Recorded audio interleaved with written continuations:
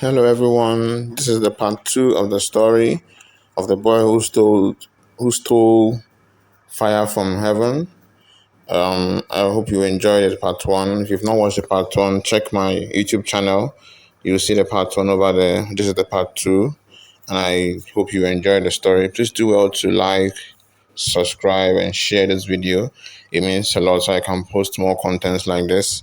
Thank you so much for your time, and thank you for listening to the story. Thank you.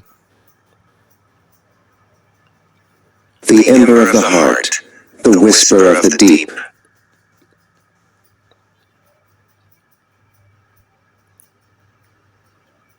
The rain that initially saved the village soon turned into a deluge of fury. The sky gods did not take kindly to their treasure being stolen, and the sky bled a bruised electric violet. Taji, the village's sternest elder, stood before Kendi, his face etched with more fear than gratitude, as the wind howled through the huts. "You brought us life, boy," Taji whispered, his voice trembling, "but you have also brought the end of the world." Kendi's mother, Zola, pulled him close, her hands shaking as she wiped the soot and rainwater from his brow. Around them, the village was divided. Some fell to their knees in worship of the flame Kendi held, while others recoiled in terror, pointing at the sky. The warmth was no longer a comfort. It was a target painted upon their backs, and Kendi could feel the weight of their judgment. High above the clouds, Oloran, king of the sky, sat upon his throne of thunder, his eyes burning with cold rage. He would not allow a mortal to keep the sun forge, for it was the source of his absolute power. He raised a hand, summoning a storm so massive it blotted out the stars, commanding his most ruthless enforcers to descend and reclaim the light, even if they had to leave the earth a charred husk. From the heart of the storm, two streaks of blinding light dived toward the village. Okoro, the copper-skinned sentinel, returned to the world of men, but he was not alone. Beside him flew Zende, a warrior whose eyes were twin nebulae and whose armor was forged from the cold metal of fallen stars. They did not come to negotiate. They came to harvest the soul of the thief. Kendi fled to the edges of the village, seeking shelter beneath the roots of the great baobab. Suddenly, a voice vibrated through his very bones, a hum like a hive of golden bees coming from within the gourd. The fire was speaking. "I am Siku," the flame whispered, its voice echoing in Kendi's mind like a long-forgotten song. "I am not a tool of the sky gods. I am a prisoner they stole from the deep earth."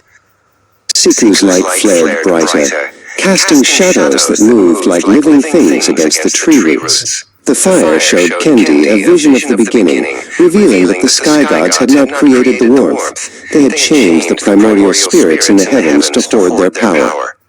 "They fear the humans knowing the truth," Siku hissed, the flames forming the shape of a flickering face.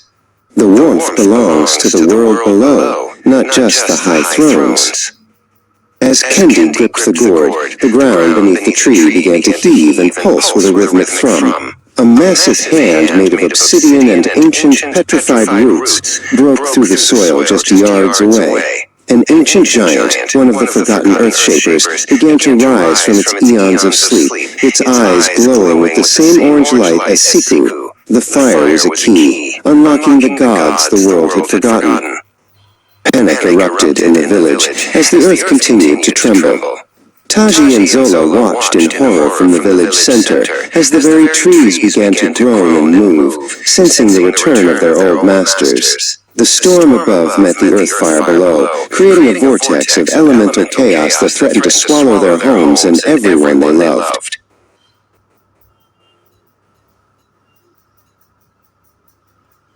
The celestial guardians, Okoro and Zende, finally landed in the center of the village, their arrival silencing the wind.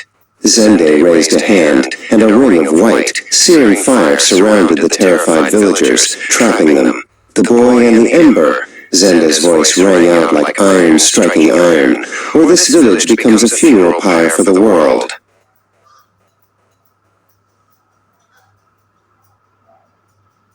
Kendi stepped out from the shadows of the rising giant, walking slowly toward the village center to face the warriors. Zende's spear glowed with a heat that made the air shimmer and dance.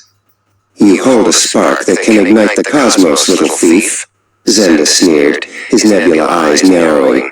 "Return it to the heavens now, or we shall burn the earth to cinders just to find it."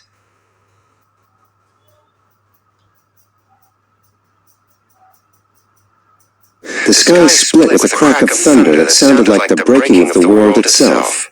Kendi stood his ground, the gourd open in his hands, the living fire Siku dancing between his fingers and spiraling up his arms. He looked at the warriors of the sky and the giants of the earth, and for the first time, he wasn't afraid. He raised the fire high as a massive bolt of lightning struck the ground beside him, the fate of the world hanging on a single heartbeat. Thank you so much for listening to the story. I hope you enjoyed it. Watch out for the part 3. Do well to like, subscribe, and share. And please don't forget that Jesus loves you. He loves you so much, and He cares for you. He will never leave you nor forsake you. Thank you so much, and watch out for the part 3. Thank you.